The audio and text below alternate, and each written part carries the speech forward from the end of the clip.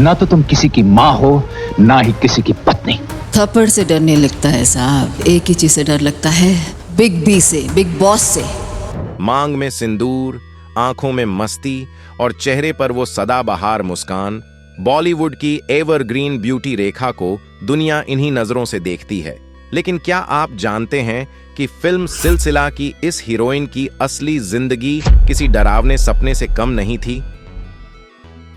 सोचिए, 15 साल की उस बच्ची पर क्या गुजरी होगी जब सेट पर एक सीन के नाम पर सारी हदें पार कर दी गईं और वो रोती रहीं, लेकिन कैमरा बंद नहीं हुआ।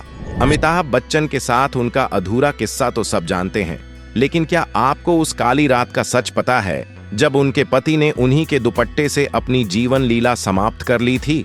उस घटना के बाद दुनिया ने रेखा को वैम्पायर और डायन तक कह दिया था। विनोद मेहरा के घर पर हुए अपमान से लेकर अक्षय कुमार के साथ जुड़े विवादों तक, और सबसे बड़ा सवाल, आखिर उनके बेडरूम में सिर्फ उनकी सेक्रेटरी फरजाना को ही जाने की इजाजत क्यों है? क्या सच में वो किसी लिव इन रिलेशनशिप में हैं? आज हम रेखा की बायोग्राफी के वो पन्ने पलटेंगे जिन्हें कोई पढ़ना नहीं चाहता। वीडियो को अंत तक जरूर देखें, क्योंकि यह सच आपको अंदर तक झकझोर देगा। इसी तरह की और रहस्यमयी जानकारी प्राप्त करने के लिए हमारे चैनल ट्रू हिस्ट्री को आज ही सब्सक्राइब करें और बेल आइकॉन को प्रेस करें। चैप्टर 1, वो बच्ची जिसे पिता ने कभी अपनाया नहीं। दोस्तों, रेखा की कहानी की शुरुआत किसी आलीशान महल से नहीं, बल्कि एक टूटे हुए रिश्ते और पहचान के संकट से होती है। तारीख थी 10 अक्टूबर 1954। चेन्नई, तब का मद्रास, में एक बच्ची का जन्म हुआ। नाम रखा गया भानुरेखा गणेशन। लेकिन दुख की बात यह थी कि इस बच्ची के जन्म पर खुशियां नहीं मनाई गईं, बल्कि इसे दुनिया से छिपाया गया। इसकी वजह थे उनके पिता Gemini Ganesan. Gemini Ganesan Tamil cinema के सुपरस्टार थे, जिन्हें किंग ऑफ रोमांस कहा जाता था। लेकिन असल जिंदगी में वे अपनी बेटी को अपना नाम देने के लिए तैयार नहीं थे। रेखा की मां पुष्पावली, जो खुद एक तेलुगु अभिनेत्री थीं, उन्होंने जेमिनी गणेशन से प्यार किया था। लेकिन जेमिनी पहले से शादीशुदा थे और उन्होंने पुष्पावली से कभी आधिकारिक तौर पर शादी नहीं की। नतीजा यह हुआ कि नन्ही रेखा को बचपन से ही नाजायज होने का ताना सुनना पड़ा। सोचिए, उस छोटे से मन पर क्या बीतती होगी जब स्कूल के फॉर्म में पिता का नाम भरने की बारी आती थी और वो जगह खाली रह जाती थी। रेखा ने कई इंटरव्यूज में यह दर्द बयां किया है कि वो कैसे घंटों तक खिड़की पर बैठकर इंतजार करती थीं कि शायद उनके पिता उनसे मिलने आएंगे। कभी कभार वो आते भी थे तो सिर्फ कुछ पलों के लिए, जैसे कोई अजनबी किसी से मिलने आया हो। पिता का प्यार तो दूर, उन्हें पिता की पहचान तक नसीब नहीं हुई। यही वो अकेलापन था जिसने रेखा के अंदर एक खालीपन भर दिया, एक ऐसा खालीपन जिसे भरने के लिए वो पूरी जिंदगी प्यार की तलाश में भटकती रहीं। चैप्टर 2, बचपन की कुर्बानी और ग्लैमर्स की दुनिया। अक्सर हम सितारों की चमक देखते हैं, लेकिन उसके पीछे का अंधेरा हमें दिखाई नहीं देता। रेखा को एक्ट्रेस बनने का कोई शौक नहीं था। वो तो एक साधारण लड़की की तरह स्कूल जाना चाहती थीं, दोस्तों के साथ खेलना चाहती थीं और अपनी माँ की गोद में सोना चाहती थीं। लेकिन किस्मत को कुछ और ही मंजूर था। उनके परिवार की आर्थिक स्थिति बहुत खराब हो चुकी थी। घर में खाने के लाले पड़ रहे थे और जुए की लत की वजह से परिवार पर कर्ज का बोझ बढ़ गया था। ऐसे में 12 से 13 साल की उम्र में जब बच्चे खिलौनों से खेलते हैं, रेखा को स्कूल से निकालकर मेकअप के ढेर के नीचे दबा दिया गया। मां पुष्पावली ने रेखा को फिल्मों में काम करने के लिए मजबूर किया। रेखा ने एक बार रोते हुए कहा था, मुझे स्कूल जाना था, मुझे वो कैमरे की लाइटें नहीं चाहिए थीं, लेकिन मेरे पास कोई विकल्प नहीं था। उन्हें जबरदस्ती मुंबई भेज दिया गया, एक ऐसा शहर जो उनके लिए बिल्कुल अजनबी था। उन्हें हिंदी नहीं आती थी, उन्हें तौर तरीके नहीं पता थे। शुरुआती दिनों में इंडस्ट्री ने रेखा का स्वागत फूलों से नहीं बल्कि कांटों से किया। उस समय रेखा का रंग सांवला था और वजन थोड़ा ज्यादा था। बॉलीवुड के बड़े बड़े डायरेक्टर्स और को स्टार्स ने उनका मजाक उड़ाया। उन्हें काली कलूटी और बदसूरत बत्तख कहा गया। सोचिए, एक 13 से 14 साल की बच्ची जो पहले ही परिवार का बोझ उठा रही है, उसे रोज अपने रंग रूप के लिए ताने सुनने पड़ते थे। कई बार वो रात को अपने तकिए में मुंह छिपाकर रोती थीं, लेकिन सुबह फिर से चेहरे पर नकली मुस्कान लेकर सेट पर पहुंच जाती थीं।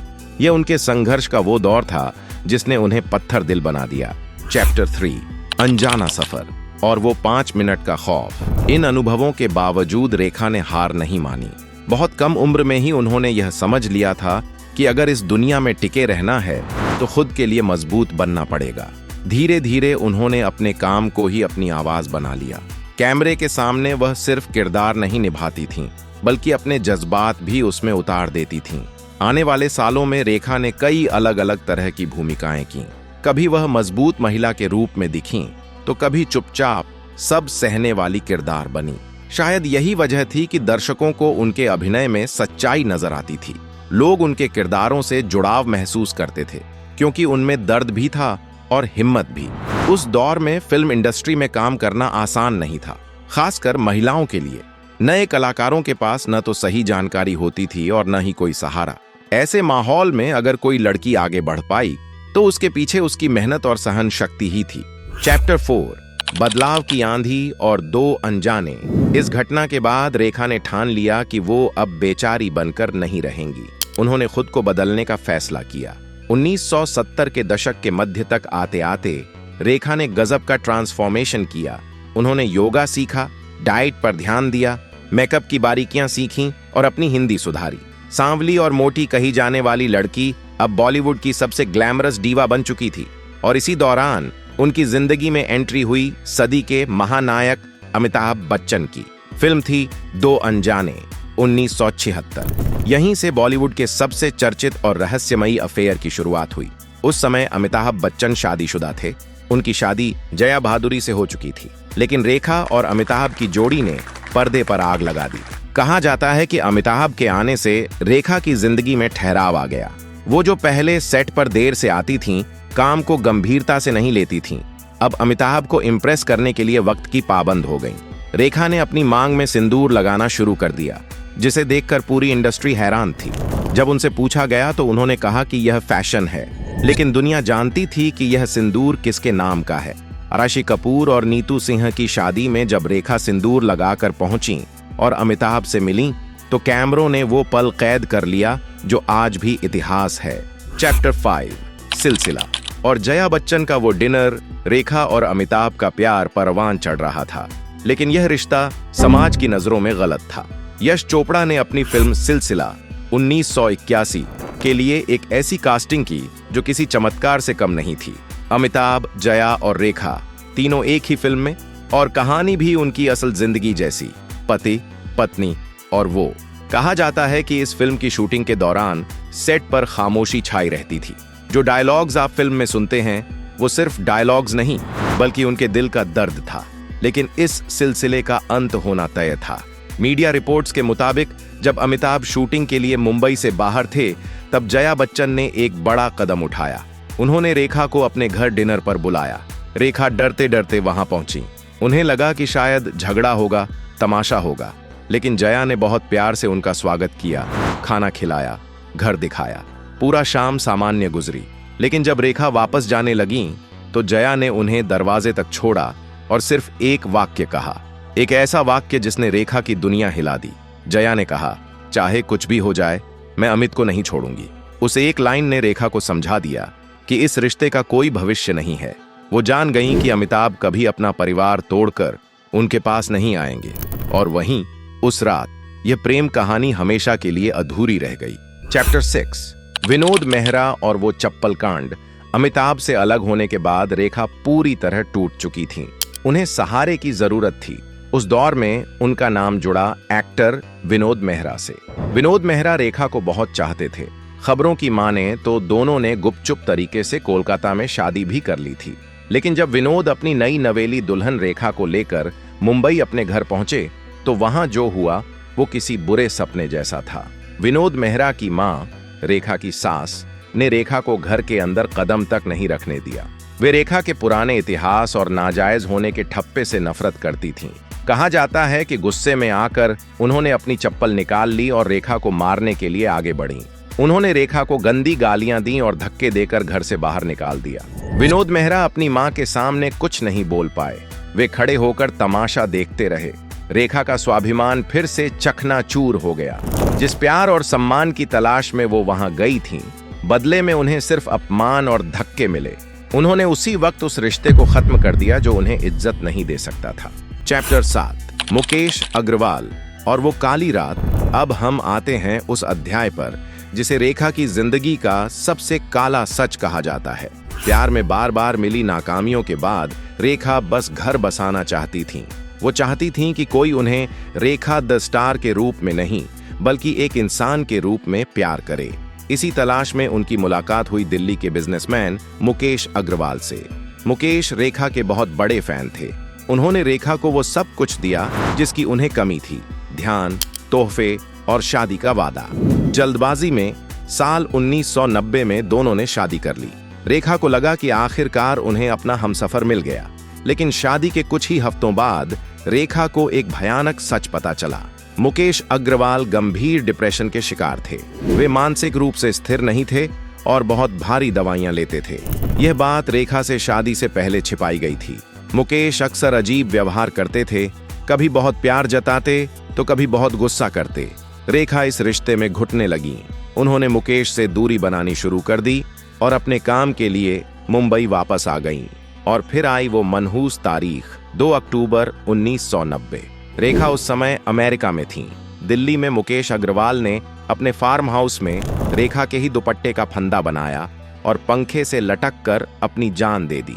जाने से पहले उन्होंने कोई सुसाइड नोट नहीं छोड़ा था जिसमें रेखा को जिम्मेदार ठहराया गया हो, लेकिन दुनिया को तो बस एक मौका चाहिए था। जैसे ही यह खबर फैली, पूरे देश में रेखा के खिलाफ नफरत की आंधी चल पड़ी। अखबारों की हेडलाइंस थीं, द ब्लैक विडो। मुकेश की मां ने मीडिया के सामने रोते हुए कहा, वो डायन मेरे बेटे को खा गई। लोगों ने रेखा के पोस्टर फाड़े, उनकी फिल्मों के बाहर प्रदर्शन किया और उन्हें वैम्पायर कहा। बॉलीवुड के कई लोगों ने भी उनसे मुंह मोड़ लिया। सुभाष घई जैसे बड़े डायरेक्टर ने कहा था, रेखा ने फिल्म इंडस्ट्री के माथे पर कलंक लगा दिया है। सोचिए उस महिला की स्थिति जिसने अपना पति खोया और उसे ही कातिल और डायन कहा जा रहा था। यह वो दौर था जब कोई और होता तो शायद टूट कर बिखर जाता या खुदकुशी कर लेता, लेकिन रेखा खामोश रहीं। उन्होंने एक शब्द नहीं कहा। उन्होंने इस जहर को भी पी लिया। किताब में यह भी जिक्र है कि रेखा के पति मुकेश अग्रवाल को भी फरजाना का यह दखल पसंद नहीं था। कुछ लोग दबी जुबान में कहते हैं कि रेखा और फरजाना के बीच सिर्फ मालकिन और सेक्रेटरी का रिश्ता नहीं है, बल्कि यह एक लिव इन रिलेशनशिप जैसा है। फरजाना को कई बार मर्दाना कपड़ों में रेखा के पीछे चलते देखा गया है। कुछ रिपोर्ट्स में तो यहां तक दावा किया गया कि रेखा की मांग का सिंदूर किसी मर्द के लिए नहीं बल्कि अपनी इसी पहचान और पसंद के लिए है। हालांकि रेखा ने हमेशा फरजाना को अपनी बहन और सोल सिस्टर बताया है। सच क्या है? क्या फरजाना रेखा की रक्षक हैं जिन्होंने उन्हें दुनिया की बुरी नजरों से बचाया, या फिर वो रेखा की तन्हाई की वजह है? यह एक राज है जो बांद्रा के उस बंगले की 4 दीवारी में कैद है। चैप्टर 8, दर्द जो उमराव जान बन गया, the pain transformed into art. दोस्तों, रेखा की जिंदगी में जितने तूफान आए, उन्होंने उस दर्द को जाया नहीं होने दिया बल्कि उसे अपनी कला में ढाल लिया। अक्सर कहा जाता है कि टूटा हुआ दिल सबसे बेहतरीन कला पैदा करता है और रेखा इसकी जीती जागती मिसाल है। 1981 में आई फिल्म उमराव जान इसका सबसे बड़ा सबूत है। कहा जाता है कि जब रेखा ने उमराव जान का किरदार निभाया तो वो सिर्फ एक्टिंग नहीं कर रही थीं, बल्कि वो अपनी ही जिंदगी जी रही थीं। फिल्म का वो मशहूर गाना, ये क्या जगह है दोस्तों, रेखा की असल जिंदगी पर बिल्कुल सटीक बैठता है। एक ऐसी औरत जिसे प्यार तो बहुत लोगों ने किया लेकिन अपनाया किसी ने नहीं। इस फिल्म के लिए रेखा ने उर्दू सीखी, कत्थक की बारीकियां समझी और अपनी आंखों से वो अभिनय किया जिसने उन्हें नेशनल अवार्ड दिलवाया। आलोचक जो कल तक उन्हें बदसूरत बदतख कहते थे, वो अब उनकी अदाकारी के कायल हो गए थे। इसके बाद आई फिल्म खून भरी मांग। यह फिल्म सिर्फ एक कहानी नहीं थी बल्कि रेखा का दुनिया को जवाब था। फिल्म में जैसे आरती हीरोइन धोखा खाने के बाद एक नए रूप में वापस आती है और बदला लेती है, वैसे ही असल जिंदगी में पति की मौत और मीडिया ट्रायल के बाद रेखा ने एक जबरदस्त वापसी की। उन्होंने साबित कर दिया कि वो सिर्फ गॉसिप मैगजीन का हिस्सा नहीं है, बल्कि वो एक बेहतरीन अदाकारा हैं जो गिरकर संभलना जानती हैं। उनका करियर यह सिखाता है कि अगर आपकी पर्सनल लाइफ बिखर रही हो तो अपने काम को इतना मजबूत कर लो कि दुनिया आपको आपकी कामयाबी से पहचाने, आपकी नाकामियों से नहीं। चैप्टर 9, सिंदूर का रहस्य और कांजीवरम की शान। रेखा की कहानी उनके लुक्स और स्टाइल के बिना अधूरी है। आज जब वो 70 साल की हो चुकी है, तब भी रेड कारपेट पर उनका जलवा कायम है। लेकिन उनकी कांजीवरम साड़ियां, बालों में महकता गजरा और मांग का गहरा सिंदूर सिर्फ फैशन नहीं, बल्कि एक बगावत है। अक्सर हमारा समाज विधवा औरतों या अकेली औरतों से उम्मीद करता है कि वो सफेद कपड़े पहने, रंगहीन जीवन जिएं और कोने में पड़ी रहें। लेकिन रेखा ने इस नियम को तोड़ दिया। उन्होंने दुनिया की परवाह किए बिना अपनी मांग में सिंदूर भरा। जब एक रिपोर्टर ने उनसे पूछा कि वो सिंदूर क्यों लगाती हैं जबकि उनकी शादी नहीं हुई, तो रेखा ने बहुत खूबसूरती से जवाब दिया था, मैं उस सिंदूर से अपनी ही शादी रचाती हूँ। मैं खुद से प्यार करती हूँ और यह लाल रंग मेरी ऊर्जा और मेरी सकारात्मकता का प्रतीक है। ये रेखा का तरीका था दुनिया को यह बताने का कि उन्हें सुहागन दिखने के लिए किसी मर्द की जरूरत नहीं है। वो अपने आप में संपूर्ण हैं। उन्होंने अकेलेपन को अपनी कमजोरी नहीं बल्कि अपनी ताकत बना लिया। आज नई जनरेशन की एक्ट्रेस दीपिका हो या आलिया, सब रेखा को अपनी प्रेरणा मानती है। वो जब भी किसी अवार्ड शो में आती हैं तो सबको गले लगाती हैं, माँ जैसा प्यार देती है। शायद वो दूसरों को वो प्यार दे रही हैं जो उन्हें खुद कभी नहीं मिला। रेखा ने हमें सिखाया है कि लोग आपके बारे में क्या सोचते हैं यह मायने नहीं रखता। मायने यह रखता है कि आप आईने में खुद को कैसे देखते हैं। और रेखा आज भी आईने में एक रानी को देखती है। तो दोस्तों, यह थी कहानी उस रेखा की जिसे दुनिया सिर्फ चमकते हुए पर्दे पर देखती है। एक नाजायज बेटी से लेकर शोषण का शिकार हुई किशोरी तक, अमिताभ की प्रेमिका से लेकर काली विधवा कहलाने वाली पत्नी तक, रेखा ने जिंदगी के इतने रंग देखे हैं जितने शायद किसी फिल्म की स्क्रिप्ट में भी नहीं होते। इस वीडियो को बनाने के पीछे हमारा मकसद किसी की भावनाओं को ठेस पहुंचाना नहीं, बल्कि उस संघर्ष को दिखाना था जो चमक धमक के पीछे छिपा होता है। रेखा के जीवन का कौन सा हिस्सा आपको सबसे ज्यादा भावुक कर गया? बचपन में पिता का प्यार न मिलना, सेठ पर हुआ वो दुर्व्यवहार, या फिर पति की मौत के बाद लगा डायन का दाग? अपनी राय हमें कमेंट बॉक्स में जरूर बताएं। और अगर आपको यह वीडियो जानकारी पूर्ण लगा हो तो इसे लाइक और शेयर करना न भूलें। और हाँ, ऐसी ही और भी हैरान कर देने वाली जानकारियों के लिए हमारे चैनल को सब्सक्राइब करना और बेल आइकन दबाना बिल्कुल न भूलें। जय हिंद।